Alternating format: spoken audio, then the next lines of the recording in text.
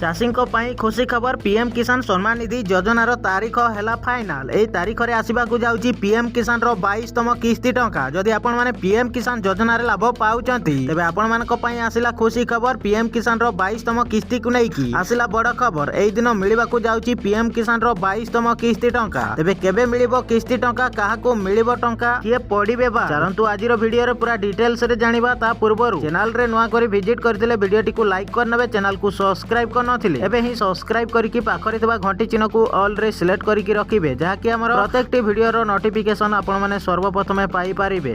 जानि रखंतु दर्शक बंधु, केंद्र सरकारक प्रमुख योजना मध्यरु गोटिए प्रधानमंत्री किसान सम्मान निधि, जहाँ सारा देश रे चाषीक मध्यरे पुणी थरे उत्साह सृष्टि करिछि। एही योजना अधीन रे योग्य चाषी माने वर्षकू 3 थर 2000 लेखाएं आर्थिक सहायता पाआंती। एही राशि छोट चाषीक खर्च को पूरण करिबारे सहायता करे एवं आवश्यकता समय रे सहायता प्रदान करे। सेपरि जानि रखंतु ए पर्यंत 21टी किस्ती जारी करा जायछि। तेणु समस्तक नजर एबे 22तम किस्ती उपरे। पूर्व किस्ती नवेम्बर 19 2025 रे जारी करा जायतिला। तेणु परवर्ती किस्ती निकट रे आसीबो बोली आशा करा जाउछि। सेपरि जानि रखंतु दर्शक बंधु, गणमाध्यम रिपोर्ट अनुसार सरकार होली पूर्वरु चाषी को एही राशि प्रदान करि पारंती। फेब्रुआरी 24 2026 परे जे कोनोसी समय रे 22तम किस्ती प्रदान करा जाय पारे बोली आशा करा जाउछि। तथापि सरकारक द्वारा ए पर्यंत कोनोसी सरकारी तारीख घोषणा करा जाय नाही। एपरि जानि रखंतु दर्शक बंधु, पूर्व वर्ष गुड़िकर धारा एवं पर्वर समय को दृष्टि रे रखी यह विश्वास करा जाउछि जे सरकार होली पूर्वरु चाषीक अकाउंट को टंका स्थानांतरित करि पारंती। एही योजना 2019 रे मध्यकालीन बजेट रे आरंभ करा जायथिला। आज यह विश्वर सबुठारु बड़ प्रत्यक्ष लाभ हस्तांतर योजना मध्यरु गोटिए होई गलानी, जहा अधीन रे चाषीक बैंक अकाउंट को सीधा सड़क पांठी स्थानांतरित करा जाय। सेपरि चलित वर्ष चाषीक मध्यरे 4000 टंका पाइबा विषय रे मध्य आलोचना होउची। साधारणतः प्रत्येक किस्ती 2000 होई थाए, किंतु किछि चाषी एथर 4000 टंका पाई पारंती।